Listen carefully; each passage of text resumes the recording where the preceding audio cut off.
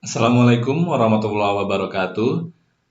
Beberapa waktu lalu saya mendapatkan pertanyaan dari seorang teman yang dia mempertanyakan kok kenapa pemerintah mendadak syariah dengan misalkan meluncurkan gerakan wakaf nasional dan kemudian memerger tiga bank syariah plat merah ke dalam satu bank bernama Bank Syariah Indonesia.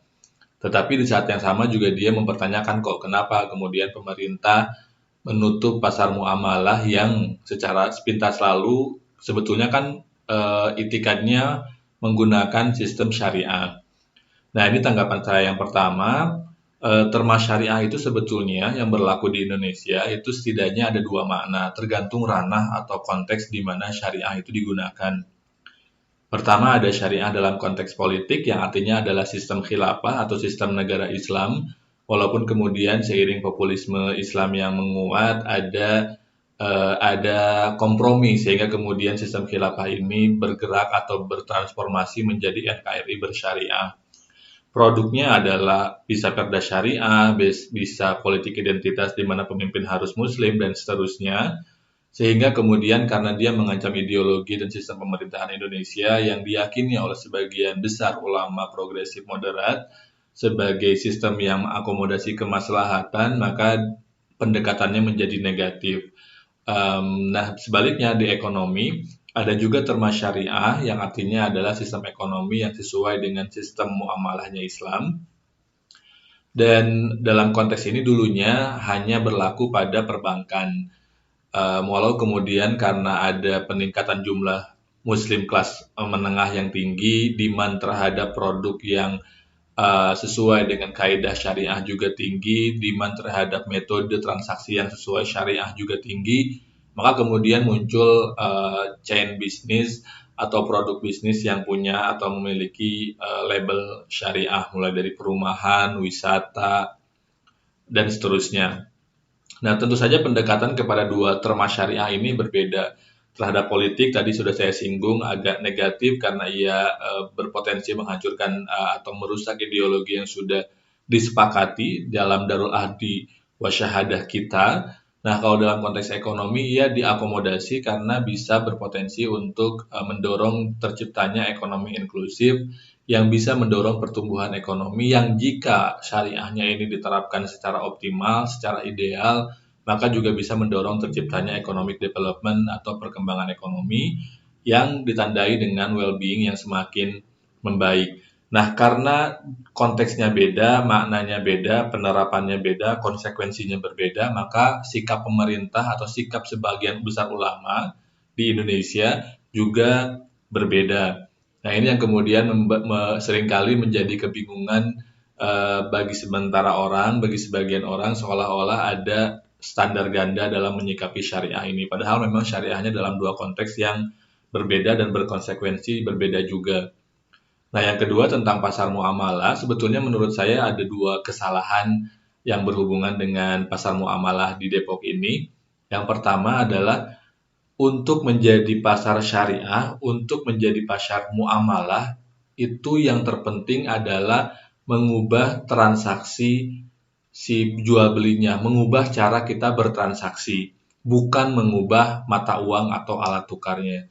Jadi sebetulnya ekonomi Islam itu bukan berarti kita harus ganti jadi dinar atau dirham, bukan, tidak sama sekali. Tetapi bagaimana mengubah cara kita bertransaksi sehingga yang asalnya keliru menjadi benar atau sesuai dengan prinsip-prinsip ekonomi Islam. Nah, itu yang kemudian seringkali kita berpikir, oh, karena dia pakai dinar dirham maka udah pasti sesuai dengan syariah Islam. Belum tentu juga, karena sekali lagi yang perlu ditekankan adalah cara bertransaksinya, bukan alat tukarnya. Nah, di pasar muamalah Depok ada kecenderungan untuk mengganti atau menawarkan alat tukar baru selain alat tukar resmi di kita berupa rupiah, yang berupa dinar dan dirham yang dibikin dari emas dan perak, diproduksi PT Antam, dan dia bukan dinar dirham dari Timur Tengah, tapi dinar dirham produksi lokal. Nah, sehingga karena dia berupa alat tukar, secara hukum di Indonesia dia bersifat ilegal, sehingga kalau dibiarkan bisa memicu orang untuk bikin mata uangnya sendiri-sendiri, alat tukarnya sendiri-sendiri yang bisa berpotensi meruntuhkan mata uang rupiah, meruntuhkan kedaulatan ekonomi kita juga, sehingga kemudian di-cut oleh pemerintah. Jadi pengkatan atau penutupan pasar muamalah oleh pemerintah tidak sama dengan pemerintah anti-Islam atau anti-syariah atau menerapkan standar ganda, tidak. Tapi memang ada potensi kekeliruan berupa penawaran alat tukar. Pertanyaannya kemudian lah, kok kan ada juga tuh kayak coin time zone atau kayak kartu kalau makan di Eat and Eat atau e-tol yang juga alat tukar yang digunakan di lokasi tertentu saja gitu. Apa bedanya dengan dirham yang berlaku di pasar muamalah Depok ini? Bedanya adalah kalau kartu yang katakanlah kayak Eat and Eat atau e-tol itu kan nilai yang dia miliki adalah nilai rupiah yang di-input atau dimasukkan ke dalam kartu itu. Kartunya bisa sama, tapi nilai rupiahnya akan berbeda tergantung jumlah rupiah yang kita masukkan ke dalam kartu tersebut. Coin time zone juga cuma bisa dipakai untuk menjalankan mesinnya aja dan dinilai juga dengan rupiah. Nah, kalau dinar dirham, dia punya nilai intrinsik berupa kandungan emasnya, kandungan peraknya, yang membuat satu koinnya punya harga yang tetap. Misalkan kayak satu koinnya harganya 73.000 sekian untuk yang dirham dan untuk dinar 1 juta sekian, saya lupa persisnya, dan nilai itu tidak berubah gitu. Satu koinnya adalah tetap segitu. Sehingga dia punya peran untuk menggantikan alat tukar rupiah. Itulah yang kemudian menjadi tidak tepat secara syariah, secara hukum Indonesia juga gitu.